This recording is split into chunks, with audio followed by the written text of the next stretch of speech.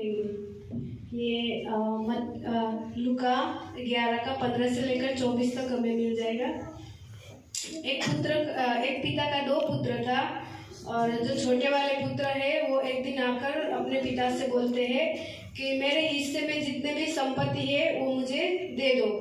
और उसके पिता ने उसके हिस्से में जितना भी संपत्ति होता है वो उसको दे देता है। और कुछ दिन रहने के बाद वो पुत्र दूर देश को क्या करता है, रहने के लिए चला जाता है। और वो उस जगह पे रहते रहते उसको काफ़ी समय हो जाता है। और उसने जो संपत्ति अपने पिता से लेकर आया होता है वो संपत्ति वहाँ पर मौज मजा और आईएससी में क्या करता है, उड़ा देता है। काफ़ी समय तक वहाँ पर रहने के बाद उस देश में एक बहुत बड़ी अकाल आ जाता है। तो उस समय उसके पास जो संपत्ति था वो उस समय क्या हो जाता है, खत्म हो चुका होता है। तो वो अभी सोचता है मैं क्या करूँ। तो फिर वो एक दिन वही देश में किसी निवासी के पास वो मदद के लिए जाता है।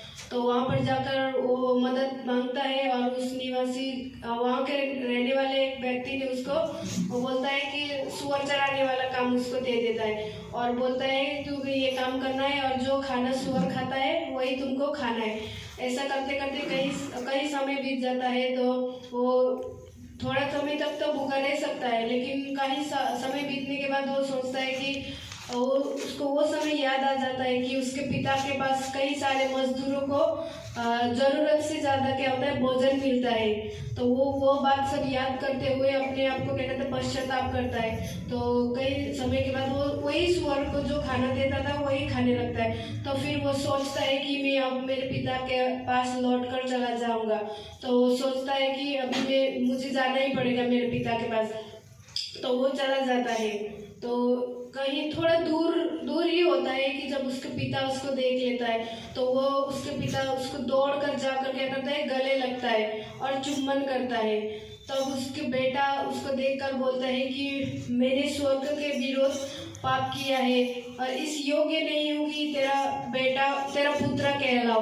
तब उसका पिता उसको देखकर क्या करता है, तरस खाता है और अपने दासों को बुलाकर कहता है कि उसके पैर में जूती पहनाओ और उसके हाथ में अंगूठी पहनाओ और अच्छा वस्त्र उसको क्या करो, पहनाओ और अच्छा भोजन तैयार करो ताकि हम खाए और आनंद मनाए, क्योंकि ये मेरा पुत्र जो मर गया था अब जी उठा है, जो पुत्र खो गया था अब क्या है, वापस आ गया है।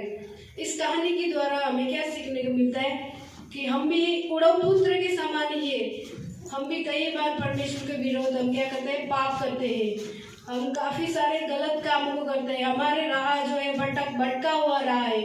हम किसी के विरोध बुराई करते हैं, हम पाप करते हैं, हम ऐसे काम करते हैं कि जो परमेश्वर की दृष्टि में क्या है, गलत है। लेकिन ये परमेश्वर का वचन हमें क्या सिखाना चाहता है, जब हम कई पापों को करने के बाद जब हम लौटकर परमेश्वर के उपस्थिति में आकर हम परमेश्वर को जब क्षमा मांगते हैं तो परमेश्वर अपने बाहों को फैलाकर क्या करता है, हमें गले लगने के लिए क्या करते हैं, तैयार रहता है हमेशा।